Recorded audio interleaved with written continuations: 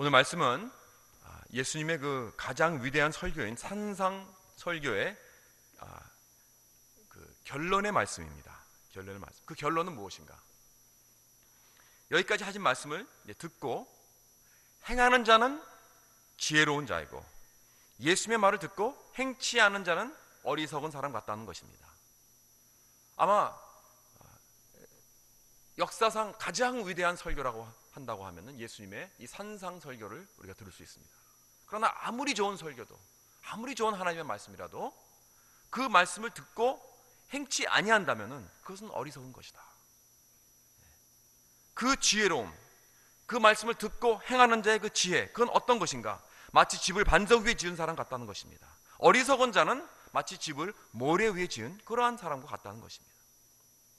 결국 성경 말씀을 듣고 행하는 자는 자기 집을 반석 위에 지은 것 같이 튼튼한 기초 위에 세워졌다는 것입니다. 예수님이 여기서 두 사람의 이야기를 해주십니다. 이 두 사람의 삶을 비교하고 또 대조하여서 우리에게 아주 선명한 그림으로서 하나님의 말씀과 우리의 삶에 대하여 결론을 내어주십니다. 먼저 두 사람의 그 공통적인 점을 한번 보겠습니다. 무엇이 같았나요? 이 두 사람은 첫째로 그들의 목적과 비전이 같았습니다. 이 두 사람은 같은 목표를 가지고 있었습니다. 같은 비전을 갖고 있었습니다. 그건 무엇이냐? 집을 짓기 원하였습니다.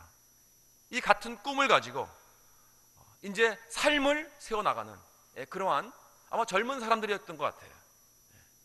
그러한 아주 삶을 시작하면서 결혼도 하고 직장도 갖고 또 가정을 꾸미고 그러한 첫 단계 그렇습니다.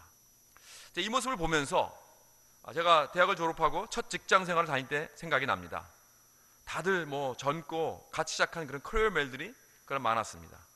그래서 여기저기서 결혼식에 참여도 가고 또 그때는 또 80년대였기 때문에 아주 경기가 좋은 때여서 너도 나도 새 집을 구하는 장만하는 그러한 때였습니다.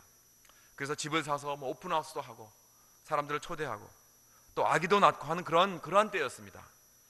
저도 그때 막 결혼하고 아기 낳고 집을 사고 이제 좋은 삶을 이제 준비하려고 꿈을 꾸고 있었습니다. 다시 말해서 여기 성경에 나온 이 두 사람은 다 삶의 비전을 가졌습니다. 앞으로 좋은 삶을 이제 꾸려 나가겠다, 세워 나가겠다 하는 그러한 소망을 가지고 이제 집을 짓기 원하였습니다. 두 번째로 이 두 사람 다 같은 예수님의 말을 들었다는 것입니다.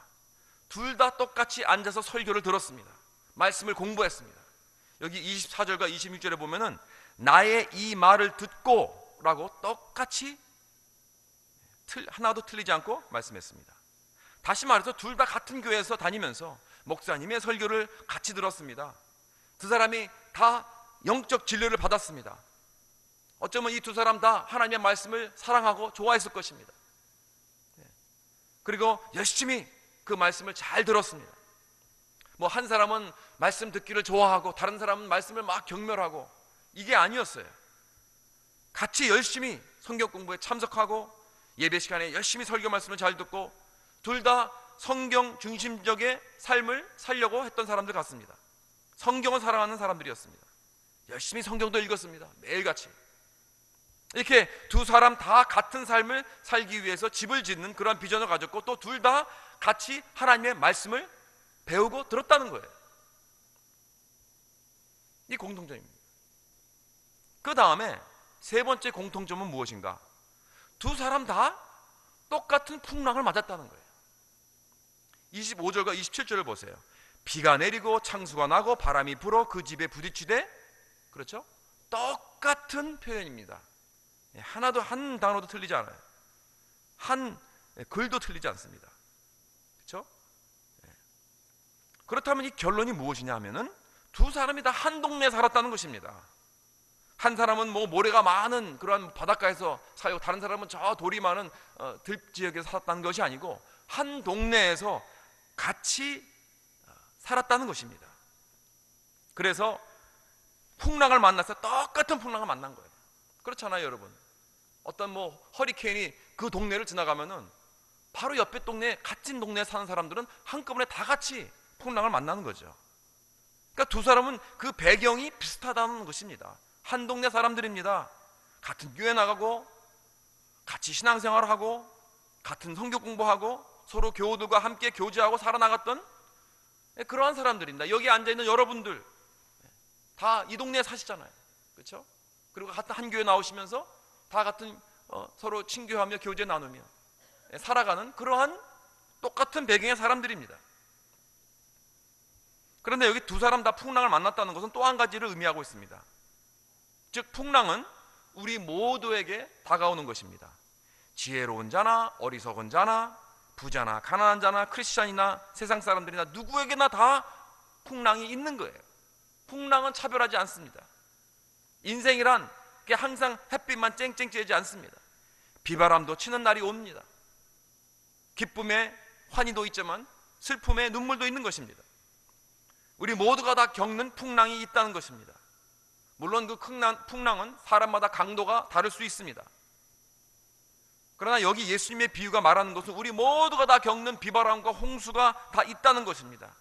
저는 목사로서 성도를 대할 때마다 느끼는 것이 바로 이것입니다. 겉으로는 정말 참 행복해 보이고 전혀 아무 문제가 없는 것 같은 그러한 분들도 이제 직접 찾아가 만나보고 일단 깊이 이야기를 나눠보면은 인생에 풍랑이 없는 사람은 없다라는 것을 새삼 느낍니다.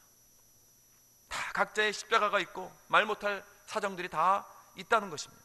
그래서 우리는 인생의 풍랑을 만났을 때 왜 나에게만 이런 일이 일어나는가 라고 묻지 말아야 됩니다. 모두에게 다 있는 것입니다. 자, 여기까지 보니까 이 두 사람이 다 정말 똑같았습니다. 다른 점이 없어 보여요. 마치 쌍둥이 같습니다. 같은 비전을 꿈꾸고 같은 말씀을 받았고 또 같은 어려움을 만납니다. 그러나 또한 둘이 전혀 다르다는 것을 우리는 볼 수 있습니다. 지금부터 이제 다른 점을 이야기하겠습니다. 무엇이 다른가 이 두 사람들이? 이 다른 점은 이들의 공통점보다 훨씬 더 중요합니다. 그리고 너무나 차이나게 다르다는 것을 우리는 알아야 됩니다. 겉보기에는 아주 도저히 구분할 수 없는 똑같은 사람들이었지만은 이 다른 점, 차이 나는 것이 얼마나 큰 것인지, 마치 하늘과 땅이 다르듯이 그렇게 다르다는 것을 우리는 기억해야 됩니다. 이것을 구분하는 중요한 키는 무엇인가? 한 사람은 말씀을 듣고 순종하여 행한 사람이고 다른 한 사람은 그 말씀을 듣기만 하고 행하지 않았다는 것입니다. 오늘 말씀에 이게 초점입니다. 여태까지 지금 이게 말씀, 성경 말씀에 대해서 우리는 시리즈로 말씀을 전하고 있습니다. 오늘은 이 말씀을 듣고 공부하고 배우고 외우고 마음에 두고 그 다음에 이 말씀이 어떻게 되어야 되느냐, 그 삶에 적용이 되어지지 않고 그 말씀에 우리가 순종하지 않으면은 이러한 일이 벌어진다는 것입니다. 그러니까 이 두 사람은 근본적으로 성품이 다른 사람입니다. 예수님이 한 사람은 지혜롭다고 그랬습니다. 그리고 다른 사람은 어리석은 자라고 했습니다. 여기 헬라어로 어리석다는 것은 죄송한 말씀이지만 정신박약자를 의미하고 있습니다. 그러니까 바보란 뜻입니다. 성경에 보면 지혜라는 것은 영적 진리를 삶에 적용하는 것을 말하고 있어요. 이게 지혜예요. 암만 내가 영적인 진리를 많이 받아도 삶에 이것을 어떻게 적용하느냐가 바로 지혜 있는 삶이라는 것입니다. 그 성경에서 어리석다 하는 것은 자기가 가지고 있는 그 지식과 인포메이션을 가지고 아무것도 하지 않은 것을 의미하고 있습니다.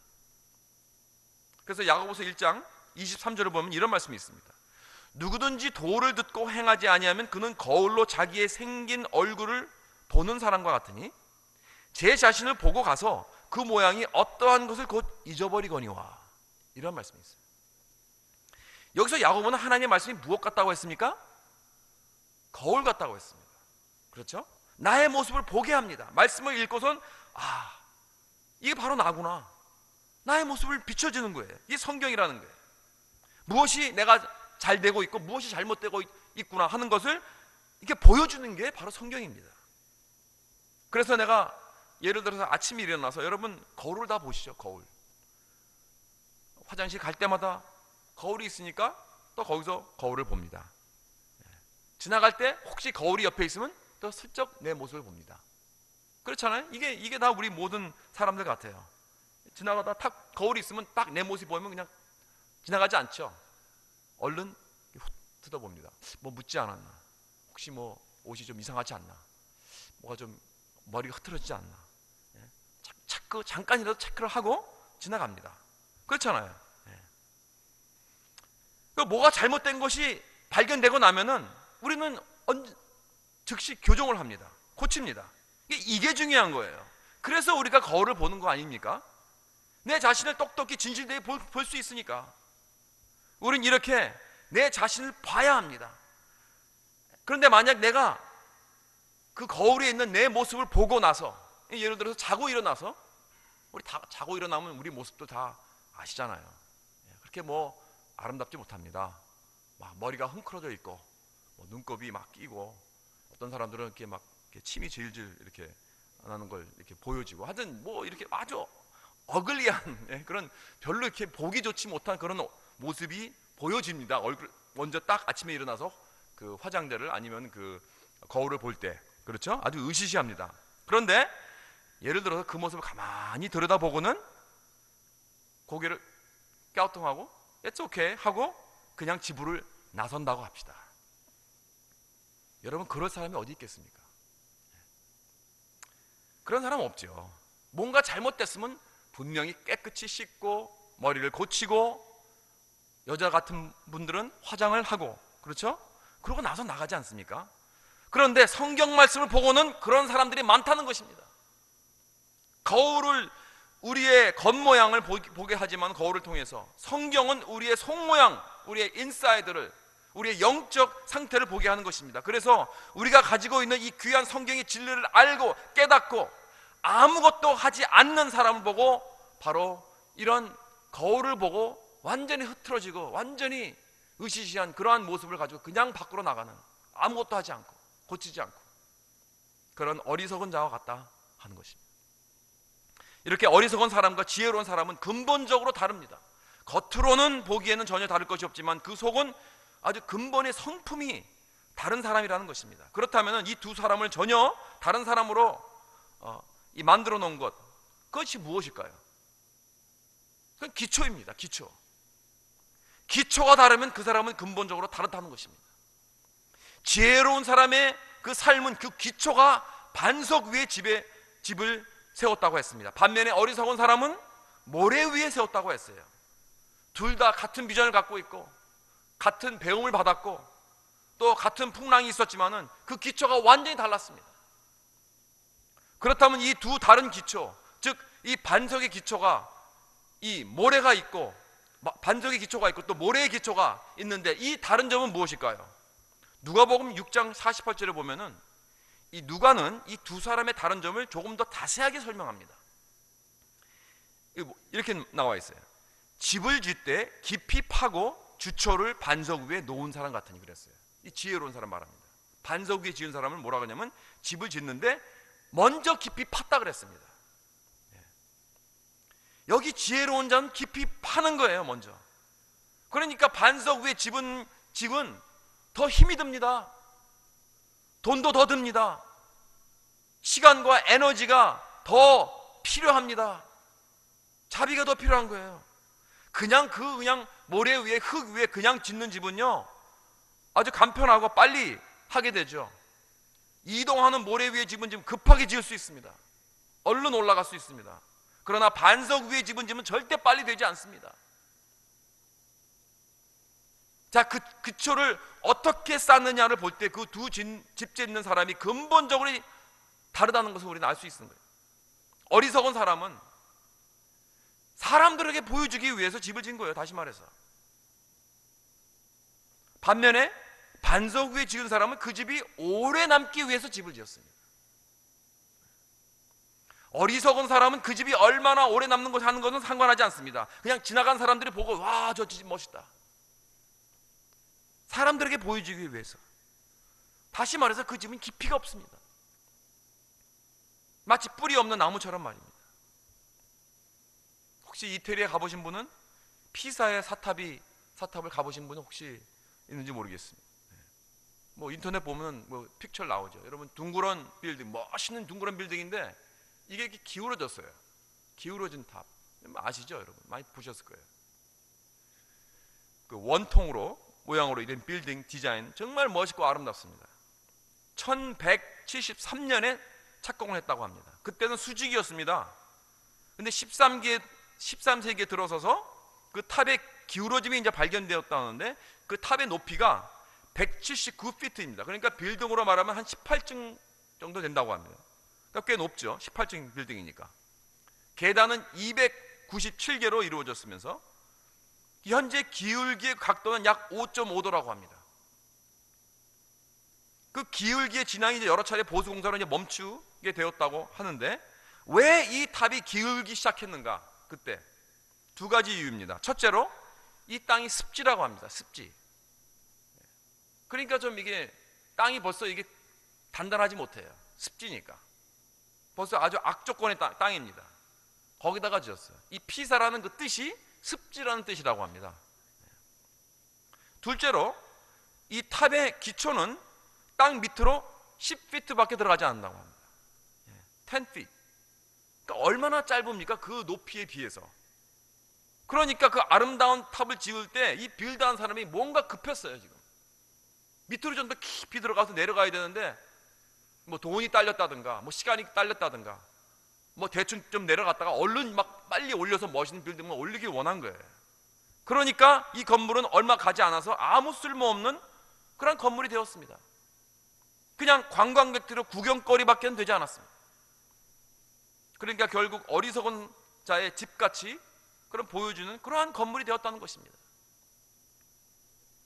그렇습니다. 어떤 삶이나 가정이나 사역이나 교회가 올바른 기초 위에 세워지지 않으면은 그건 관광객의 구경거리밖에 되지 않습니다. 사람들에게 보여주기 위한 그런 삶을 사시렵니까? 사람들에게 잘 보여주지 않더라도 정말 든든하고 오래 남기 위한 그러한 가정, 그러한 사역, 그러한 교회가 돼야죠. 겉으로는 별로 볼품이 없을 수 있지만은 그 안에는 참 행복이 있는 것입니다. 진실이 있습니다. 참 사랑이 있습니다. 이런 귀한 인생을 지으려면 먼저 기초가 든든해야 됩니다. 그리고 그 기초가 든든하면 먼저 깊이 내려가야 됩니다. 땅 밑으로. 돈도 더 많이 들 수 있습니다. 시간과 에너지를 더 많이 투자해야 됩니다. 힘든 작업입니다. 이건 뼈를 깎는 아픔이 있을 수 있습니다. 어떤 고층 빌딩을 지을 때나 어떤 인생의 집을 세울 때나 교회를 세울 때나 다 마찬가지입니다. 이 원리는 마찬가지예요. 처음에 가장 중요한 단계는 이 든든한 기초를 먼저 세워야 합니다. 그런데 그 기초는 땅속으로 안 보이는 쪽으로 먼저 내려가는 거예요. 먼저 처음에는 그러니까 볼 때 이거 거꾸로 내려가네? 거꾸로 가네? 그래서 그 집 짓는 과정을 모르는 사람들은 불평할 것입니다. 왜 위로 빨리 올라가지 않고 왜 거꾸로 가느냐? 왜 변화가 오지 않느냐? 왜 사람들이 오지 않느냐? 상황이 점점 나빠지네? 뭔가 잘못되었다고 안전부절합니다. 죄송한 말씀이지만 제가 맨 처음에 골프를 배울 때 우리 그 콜로라도에서 같은 교회 그 교회 그 청년이 그 대학교 때 골프를 잘한 친구 하나 있어요. 뭐 프로는 아니지만은. 그래서 저를 가르쳐 준다고. 근데 제가 그 전에 좀 했어요. 제 마음도 뭐 제대로 공부도 안 하고 그냥 가서 들이다 막 친 거예요. 그러니까 얼마나 폼이 막 완전히 뭐 엉망이죠. 어쨌든 뭐 맞기만 잘하면 된다고 생각했으니까. 근데 그 청년이 나한테 이제 가르쳐 줄 때 완전히 내 옛 그 폼을 완전히 브레이크다운 시키는 거예요. 먼저 다 틀렸다고. 그래도 제대로 맞는데 왜 틀리느냐 막 난 또 따졌죠. 그러나 그 사람이 제일 처음 한 거는 내 옛 그 아주 나쁜 폼들 다 완전히 망가뜨립니다. 그리고 제대로 처음부터 잡아주는데 그 과정이 아주 힘들었어요. 그러나 그것을 통해서 폼이 제대로 되는구나 하는 것을 느끼게 된 것입니다. 이렇게 처음에는 완전히 망가집니다. 망가져야 됩니다. 나의 옛날 모습, 잘못된 것들 다 완전히 망가지면 오히려 더 안 돼요. 되질 않습니다. 그러니까 오히려 빠꾸로 가는 것 같아요. 그러나 그 과정이 필요하다는 것입니다. 그것이 기초를 세우는 그 과정입니다. 왜 그렇습니까? 왜냐하면은 모든 집이나 빌딩이라는 것은 기초가 단단하지 않으면 풍랑이라는 것이 오기 때문에, 만약에 풍랑이 전혀 없는 세계다 그러면 기초도 필요 없겠죠, 어떻게 보면. 그러나 풍랑이라는 것이 있기 때문에, 그러기 때문에 밑으로 내려가야 한다는 것입니다. 여러분, 이렇게 사람을 세우는 것이나 사역을 세우고 나가는 것은 한 사람 한 사람 시간이 걸리는 것입니다. 물거품 같은 그러한 사람이 많습니다. 그러한 사역들이 많습니다. 그러나 그건 오래가지 못합니다. 나무가 자라는 것도 먼저 뿌리가 깊이 땅에 내려가야 하듯이, 삶과 사역과 교회가 세워지면 먼저 깊이 기초를 쌓는 어려운 일을 해야 된다는 것입니다. 예를 들어서 우리가 어떤 사역을 평가할 때 그 사역자가, 보통 우리는 일을 하고 있을 때 평가를 하죠. 잘 하고 있을 때, 그 목사님이 그 교회에서 열심히 목회를 잘 하고 있을 때 주로 그분이 목회를 잘 하는가 안 하는가를 우리는 말을 합니다. 뭐 성도들이 얼마큼 많이 모이고 그 목사님 통해서 교회가 얼마나 성장을 하고 그렇잖아요, 그렇죠? 그 목사님이 하고 있을 때. 그런데 제가 어떤 그 교회 성장 그 책을 봤는데 그 저자가 그런 말을 합니다. 사실은 그게 틀렸다는 거예요. 그때 평가하면 안 된다는 거예요. 언제 평가하느냐? 사역자가 사역이 끝나고 나서부터 보라는 거예요. 목사님이 떠나가고 나서 평가를 하는 것입니다. 왜냐하면은 교회적으로는 그때 어려움이 오기 때문에, 그때 풍랑을 만나는 것이죠. 그때 교인들이 흔들리지 않고 잘 견디느냐, 아니면 목사가 떠나가면서 다 떠나가느냐, 뭐 그런 교회 있더라고요. 그 목사님이 계실 때는 막 교회가 막 부흥을 하고 많은 사람들이 모이더니 떠나가니까 완전히 박살이 났습니다. 그럼 그걸 볼 때 그 목회가 성공적으로 한 것이냐, 사람들이 아무리 많이 모였어도 그거는 목회가 잘한 것이 아니라는 결론입니다. 사람들이 자기를 따르게 한 것이지 하나님을 따르도록 가르치도록 훈련을 했다면은 그 성도들은 계속 남아서 그 교회를 굳건히 지킬 것입니다. 다시 말해서 풍랑의 그 기초가 어떤 것인지 말해주고 있다는 거예요. 여기 본문에 나온 두 집의 가장 큰 차이는 풍랑의 결과입니다. 한 집은 든든히 서 있고 다른 한 집은 무너졌는데 27절에 보니까 그 무너짐이 너무 심해가지고 완전히 산상조각 박살이 났다는 그러한 의미가 담겨 있습니다. 여러분, 이 두 집을 볼 때 분명한 것은 풍랑이 오기 전에는 전혀 차이를 몰랐습니다. 지나갈 때 겉으로 보면 그 두 집은 똑같이 생겼습니다. 그 두 사람들 겉으로는 다르지 않았습니다. 오직 알 수 있는 것은 풍랑입니다. 이 두 삶, 두 집, 두 교회가 세워졌을 때 다른 점이 어디 있는가를 우리가 알 수 있는 방법은 오직 풍랑이 왔을 때입니다. 오직 풍랑만이 그 두 기초의 본질을 드러나게 하는 것입니다. 해가 비치고 날씨 좋을 때는 어떤 기초인지 상관이 없이, 마가복음 4장에 보면은 예수님의 그 제자들이 분명히 이렇게 말씀하셨습니다. 35절에 보면은 우리가 저편으로 건너가자 그랬습니다. 그리고 제자들과 함께 배를 타고 베개를 들고 타시면서 베개를 메고 주무시기 시작했어요. 그런데 그 배가 갈릴리 풍랑을 만났습니다. 갈릴리 바다의 그 동풍 아주 심합니다. 제가 하나님께서 기회를 주셔서 한 20년 전에 성지에 갔었는데 그 갈릴리 바닷가에 그 여관에서 잔 적이 있었는데, 진짜 새벽 그 2시인가 동풍이 불어서 막 그 창문을 들이다치는데 밤을 꼬박 샜습니다. 너무 시끄러워가지고 굉장히 바람이 심합니다. 그 갈릴리 바다가. 그 성경에 나오는 그 풍랑을 직접 겪었어요. 맞습니다. 성경에 모든 말씀 맞는 것입니다. 그래서 이렇게 막 풍랑이 오니까 막 물이 부딪히고 배가 막 침몰하려고 물이 막 들어오고, 그렇죠? 똑같죠? 비바람 치고 물이 막 홍수가 나고 그 배 안에서 그런 일이 이루어졌다는 거예요 지금. 그런데 예수님은 베개를 메고 주무시고 계시는 거예요. 그러니까 뭐냐면 아예 주무실 것을 준비하고 계셨어요. 예수님은 풍랑을 만날 걸 다 아셨습니다. 그런데 제자들의 반응은 무엇인가? 제자들이 깨우며 가로되 선생님이여 우리가 죽게 된 것을 돌아보지 아니하시나이까 하면서 막 예수님을 깨우면서 지금 당황하고 있습니다. 이것이 풍랑 만나는 사람들의 반응입니다. 돌아보지 아니하시나이까, Don't you care? 내가 주님이 가장 필요할 때 왜 잠잠하십니까? 주무십니까? 이럴 수 있습니까? 그러면서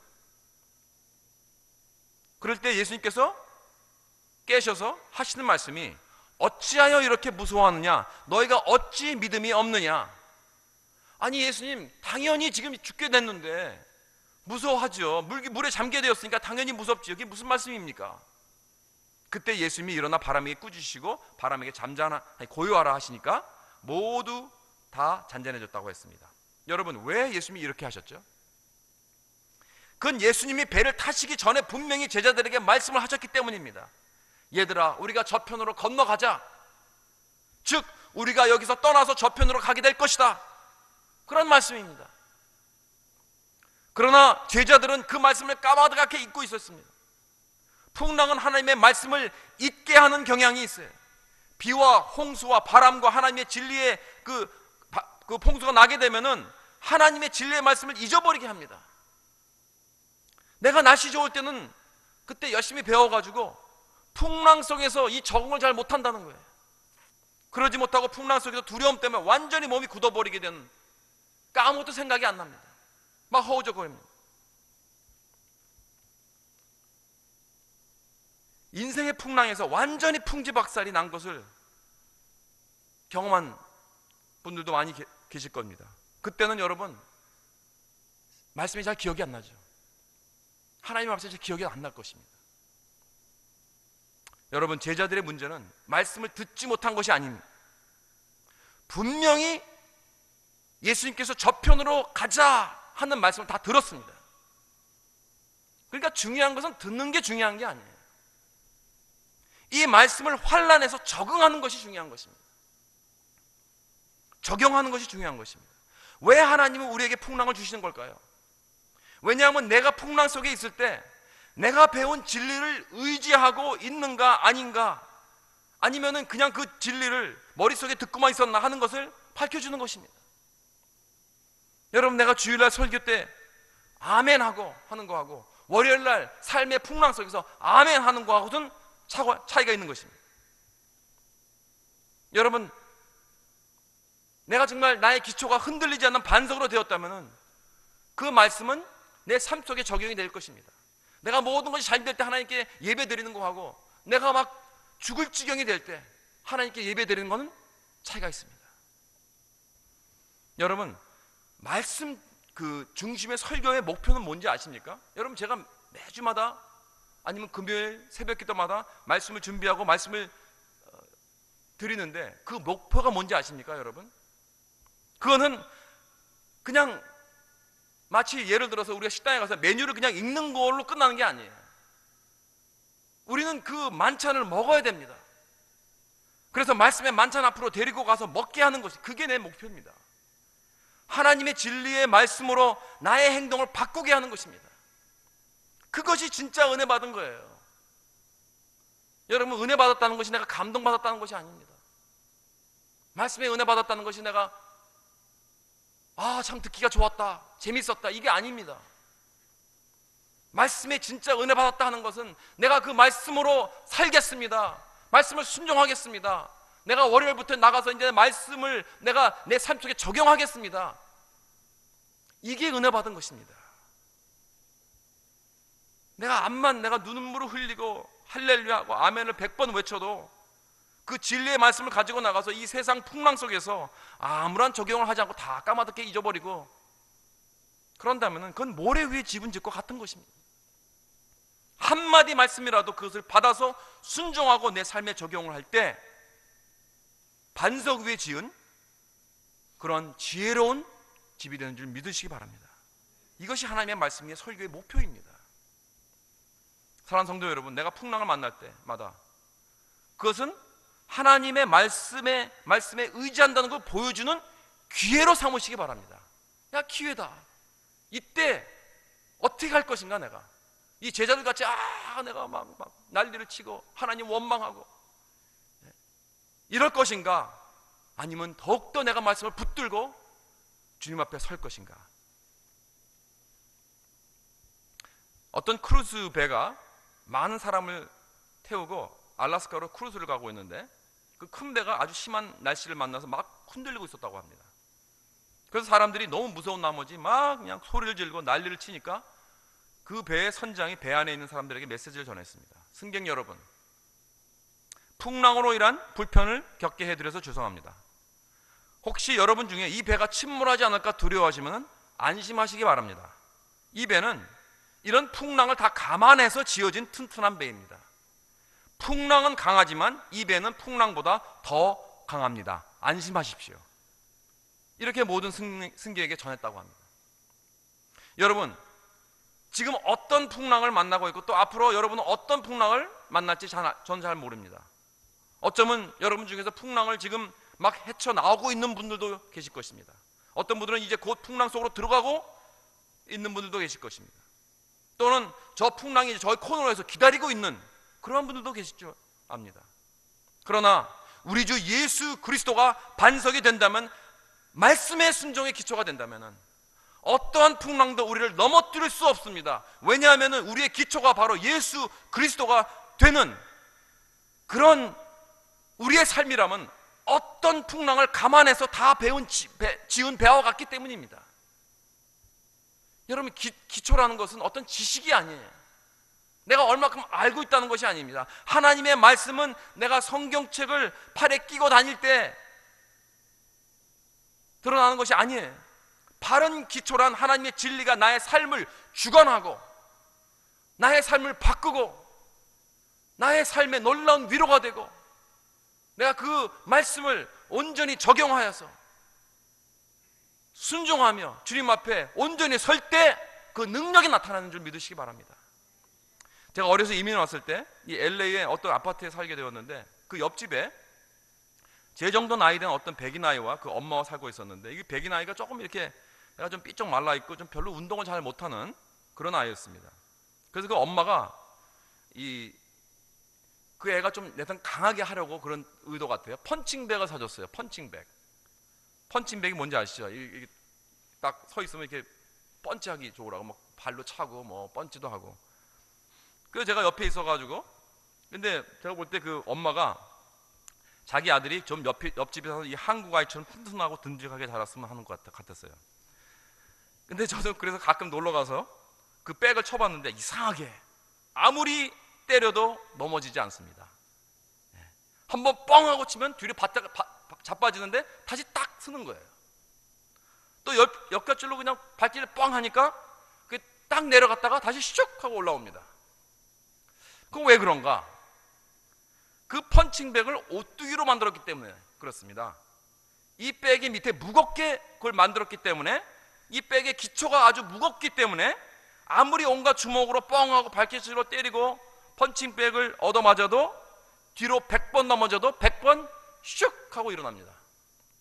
여러분, 예수 믿고 나서 다시 풍랑이 오지 않는다고 말씀드리고 싶지만 사실 그건 사실이 아닙니다. 성경은 우리가 이 세상의 환난을 만난다고 분명히 말씀했습니다. In this world you will have trouble. 이 세상에는 환난이 올 것이라. 언제 오는가? 이게 문제죠. 내 삶 안에서 인생이 뻥 하고 나를 치게 되면 내가 비록 넘어져도 나의 기초가 말씀이라면 나는 슉 하고 다시 일어날 줄 믿습니다. 사탄이 옆차기로 퍽 하고 치면 난 슉 하고 다시 일어날 것입니다. 주님의 말씀을 듣고 행하는 나의 삶의 기초로 삼아서 어떤 풍랑을 만나도 넉넉히 이기고 남는 저와 여러분 되시길 주님의 이름으로 축원합니다.